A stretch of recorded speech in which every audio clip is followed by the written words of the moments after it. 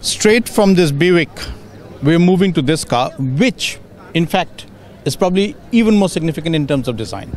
Because this car, which was also designed during the time of the Second World War, was the first brand new design that came out after the war in 1946, immediately after the war when production started again back in the USA. This car, the Studebaker, was the first car with a brand new design. And in that sense, it was extremely significant. In fact, what is very interesting is what I was describing earlier in terms of the fenders flowing through.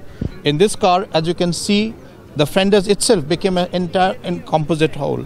And this is where was a very important transition from the design that was prevalent or was in fashion before the war, where you had separate fenders, into a car which was in fact one composite whole as a design.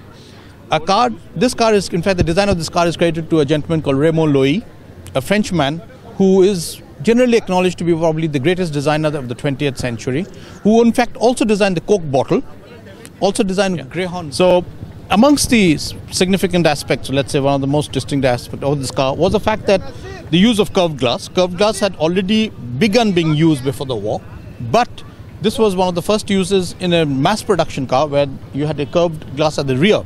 They didn't do it in the front because there was distortion in the curved glass. They couldn't use it for the front because with distortion obviously it wouldn't be safe.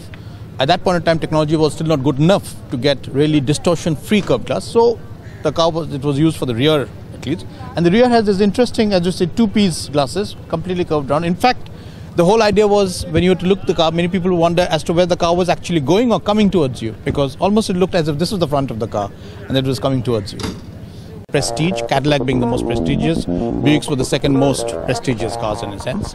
And this particular Buick, this design dates from 1942 and was a very landmark design, was a very significant design because it's the first time that you had fenders which didn't end short of the door and actually flowed into the second set of fenders and led to the change of design that happened after the Second World War, where cars became more slab-sided, became what we call pontons.